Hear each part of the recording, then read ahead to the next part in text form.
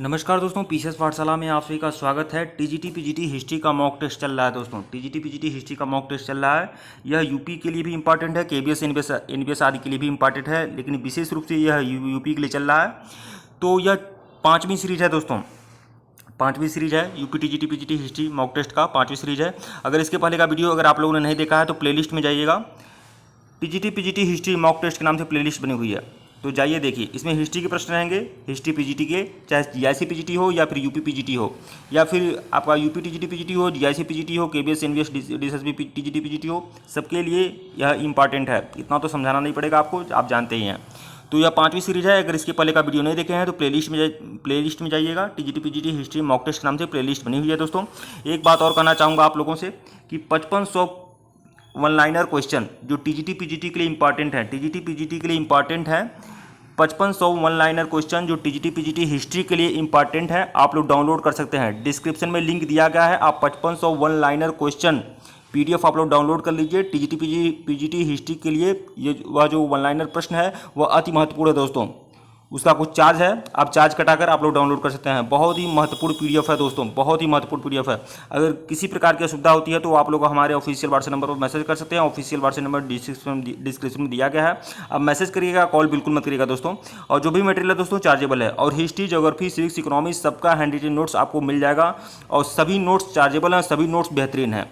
तो आइए शुरुआत करते हैं। प्रश्न संख्या 16 देखिएगा। संस्कृत के कवि और नाटककार कालिदास का उल्लेख हुआ है, तो कालिदास का उल्लेख किसमें है, किसमें है? तो पुलकेशिन द्वितीय के एहोल अभिलेख में कालिदास का उल्लेख है। पुलकेशिन द्वितीय का जो एहोल अभिलेख है उसे रवि कीर्ति ने लिखा था, रवि कीर्ति ने लिखा है पुलकेशिन द्वितीय का एहोल अभिलेख, और रवि कीर्ति ने स्वयं की तुलना कालिदास से की है ऐसा लिखकर। तो यही संस्कृत के कवि और नाटककार कालिदास का उल्लेख किसमें है? तो पुलकेशिन द्वितीय के एहोल अभिलेख में, मतलब विकल्प ए जो है सही है आपका। ईस्वी सन के पूर्व की कुछ शताब्दियों में निम्नलिखित में से किन शासकों ने गिरनार क्षेत्र में जल संसाधन व्यवस्था की ओर ध्यान दिया था? तो गिरनार क्षेत्र में जो सुदर्शन झील है उसमें जल संसाधन व्यवस्था की ओर ध्यान दिया था। देखिए सुदर्शन झील जो है चंद्रगुप्त मौर्य के समय से भी जुड़ा है। चंद्रगुप्त मौर्य के समय में पुष्यगुप्त वैश्य ने इसकी मरम्मत कराई थी, निर्माण भी कराया था। और अशोक के समय तुषार ने निर्माण कराया था। रुद्रदामन के समय सुविशाख था। तो यह तीनों लोग जो सुदर्शन झील है इससे जुड़े हुए हैं, लेकिन महापद्मानंद जो हैं जुड़े हुए नहीं हैं। तो कौन जुड़ा हुआ है जब कह रहा है जल शासन व्यवस्था की ओर ध्यान दिया था? तो 2, 3, 4, मतलब विकल्प डी जो है वो आपका सही है। प्रश्न 18 देखिएगा। विष्णु के किस अवतार को समुद्र से पृथ्वी का उद्धार करते हुए अंकित किया गया है? तो यह आप लोग जानते हैं, आप लोग विष्णु पुराण भी देखे होंगे और बहुत सारे आप लोग देखे टीवी में भी देखे होंगे। तो 12 अवतार, भगवान विष्णु का जो 12 अवतार है उसमें समुद्र से पृथ्वी को निकालते हुए दिखाया गया है। तो विकल्प सी जो है वो आपका सही है। प्रश्न 19 देखिएगा। प्राचीन काल में आर्यों के जीविकोपार्जन का मुख्य साधन क्या था? आर्यों के जीविकोपार्जन का मुख्य साधन क्या था? तो प्राचीन काल में तो आर्यों के जीविकोपार्जन का मुख्य साधन जो था वह कृषि था, विकल्प ए।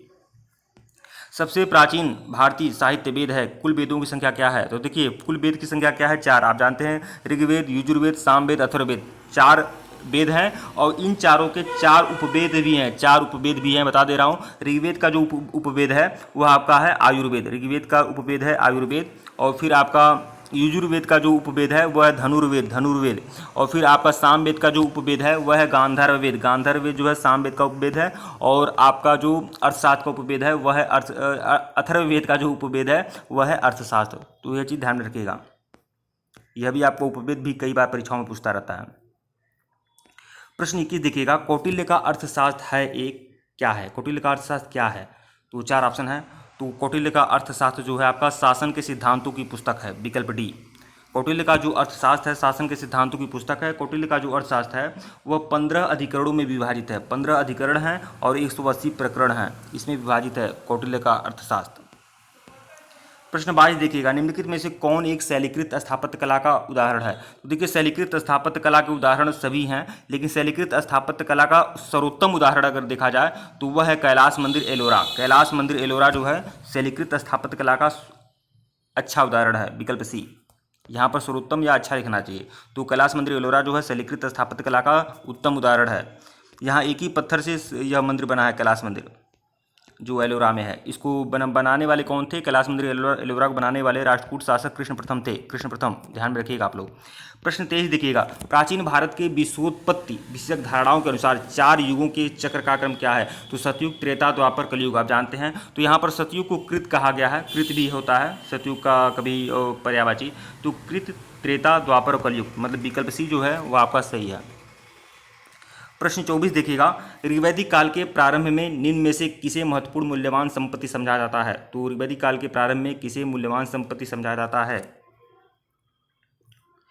देखिए दोस्तों, आप लोग को जानकारी बता दें, रोज दिन में 11 बजे और रात में 9:30 पर आपको टीजीटी पीजीटी हिस्ट्री का मॉक टेस्ट मिलेगा। रोज दिन में 11 बजे मिलेगा और रोज रात में 9:30 पर आपको मॉक टेस्ट मिलेगा टीजीटी पीजीटी हिस्ट्री का। रोज दिन में 11 बजे और रात में 9:30 पर, ध्यान में रखिएगा आप लोग। तो देखिए, ऋग्वैदिक काल के प्रारंभ में निम्न में से किसे महत्वपूर्ण मूल्यवान संपत्ति समझा जाता है? तो ऋग्वैदिक काल के प्रारंभ में मूल्यवान संपत्ति किसे समझा जाता था? तो वह गाय को समझा जाता था, यह जानते हैं। विकल्प बी जो है वह सही है। गाय को अघन्या भी कहा गया है, अघन्या भी कहा गया है, मतलब मारे न जाने योग्य। प्रश्न 25 देखिएगा, वैदिक काल में स्त्रियों की स्थिति कैसी थी? वैदिक काल में स्त्रियों की जो स्थिति थी वह कैसी थी? तो उच्च थी, विकल्प ए। देखिए, टीजीटी पीजीटी हिस्ट्री के लिए मॉक टेस्ट है, यूपी टीजीटी पीजीटी हिस्ट्री के लिए, लेकिन ऐसा मत समझिएगा कि बाकी आपका टीजीटी पीजीटी में काम नहीं देगा। जीआईसी पीजीटी में भी काम देगा आपका, TGT PGT history UP TGT PGT में भी आपका काम देगा, और केबीएस एनबीएस डीएसएसपी में भी आपके लिए उत्तम रहेगा। प्रश्न 26 देखिएगा, कोपेनहेगन संग्रहालय की सामग्री से पाषाण, कांस्य एवं लौह युग का त्रियुगीन विभाजन किया था। तो पाषाण, कांस्य एवं लौह युगीन का त्रियुगीन विभाजन किसने किया है? तो थॉमसन ने किया है, विकल्प ए। कोपेनहेगन संग्रहालय की सामग्री से पाषाण, कांस्य, लौह युग का त्रियुगीन विभाजन किसने किया है? थॉमसन ने किया है। यह जर्मनी के थे थॉमसन। सॉरी, जर्मनी के नहीं थे, यह डेनमार्क के थे और डेनमार्क में ही है कोपेनहेगन। प्रश्न 27 देखिएगा, लुम्बिनी गौतम बुद्ध का जन्म स्थान था, इसका समर्थन किसके एक अभिलेख से होता है? तो देखिए, अशोक के कुल 14 शिलालेख हैं, जानते हैं 14 शिलालेख हैं, 7 स्तंभ लेख है। तो अशोक का एक रुमिनदेही स्तंभ लेख है, रुमिनदेही शिलालेख है, उसमें अशोक के जन्म स्थान का वर्णन मिलता है। तो अशोक के अभिलेख में, विकल्प ए। प्रश्न 28 देखिएगा, निम्नलिखित वक्तव्यों में से कौन सा एक वक्तव्य अशोक के प्रस्तर स्तंभों के बारे में गलत है? तो देखिए, अशोक के स्तंभ की व्याख्या हो रही है कि अशोक के स्तंभ की विशेषता क्या थी। तो इस पर बढ़िया पालिश है, तो बिल्कुल स्तंभ पर बढ़िया पालिश है। यह अखंड है, मतलब एक ही पत्थर से पूरा का पूरा स्तंभ बना है, यह भी सही है। स्तंभों का सॉफ्ट शुंडाकार है, हाथी की सूंड के जैसा है स्तंभ का आकार, ऐसे। फिर ये स्थापत्य संरचना के भाग हैं। तो देखिए, यह 3 तो सही है, लेकिन जो एक बात आप ध्यान में रखिएगा, अशोक का जो स्तंभ है ना, स्थापत्य संरचना का भाग नहीं होता है। ये कई बार प्रश्न पूछा गया है और बार बार यह लोग गलती करते हैं। अशोक स्तंभ जो है स्थापत्य संरचना का भाग नहीं है, इतिहासकार उसे स्थापत्य संरचना के भाग के अंतर्गत नहीं रखते हैं। तो विकल्प डी जो है सही है आपका। प्रश्न 29 देखिएगा, गोपत ब्राह्मण संबंधित है। गोपत ब्राह्मण जो आपका अथर्ववेद से संबंधित है, गोपत ब्राह्मण, विकल्प सी। प्रश्न 30 देखिएगा, 72 व्यापारी चीन में किसके कार्यकाल में भेजे गए थे? 72 व्यापारी जो थे वह आपके चीन में किसके काल में भेजे गए थे? तो कुलोतुंग फर्स्ट के समय में। कुलोतुंग फर्स्ट के समय में 72 व्यापारी चीन में भेजे गए थे। महाराज फर्स्ट भी एक शासक था, उसके समय में भी चीन में राजदूत भेजे गए थे, लेकिन 72 व्यापारियों का जो शिष्टमंडल के चीन में गया था वो कुलोतुंग फर्स्ट के समय में गया था, ध्यान में रखिएगा, विकल्प ए। ठीक है दोस्तों, वीडियो को लाइक और चैनल को सब्सक्राइब करिएगा। डिस्क्रिप्शन में लिंक टेलीग्राम का है, टेलीग्राम को बिल्कुल ज्वाइन करिएगा। और कुल 15 प्रश्न मिलेंगे आपको रोज। अब आज के बाद रोज मिलेगा आपको रात में 9:30 पर और दिन में 11 बजे आपको मॉक टेस्ट मिलता रहेगा। और यह जो भी मॉक टेस्ट है परीक्षा होने तक फॉलो करिएगा। इसके पहले का वीडियो नहीं देखे हैं तो प्लेलिस्ट में जाइएगा, TGT PGT history mock test नाम से प्लेलिस्ट बनी हुई है। और 5500 वन लाइनर आप लोग डाउनलोड कर सकते हैं, डिस्क्रिप्शन में लिंक दिया गया है डाउनलोड करने का, और उसका बहुत ही कम चार्ज है, आप लोग डाउनलोड कर लीजिएगा। 5500 जो क्वेश्चन है टीजीटी पीजीटी हिस्ट्री के लिए बहुत ही बेहतरीन है। वह हर पीजीटी की परीक्षा में आपके आने वाले ज़्यादातर प्रश्न हैं, और फिर आपके टीजीटी आपका सोशल साइंस टीजीटी में अगर आपका हिस्ट्री है तो उससे भी आपके बहुत ज़्यादा प्रश्न आपके आ जाएंगे। तो बहुत ही बढ़िया पीडीएफ आप लोग डाउनलोड कर सकते हैं। अगर किसी प्रकार की सुविधा होती है तो आप लोग हमारे व्हाट्सएप पर मैसेज कर दीजिएगा, कॉल बिल्कुल मत करिएगा दोस्तों। और किसी भी तरह का अगर हैंड रिटेन नोट चाहिए टीजीटी पीजीटी के लिए किसी भी सब्जेक्ट का, तो उसके लिए आप लोग हमारे ऑफिशियल व्हाट्सएप नंबर पर मैसेज कर सकते हैं।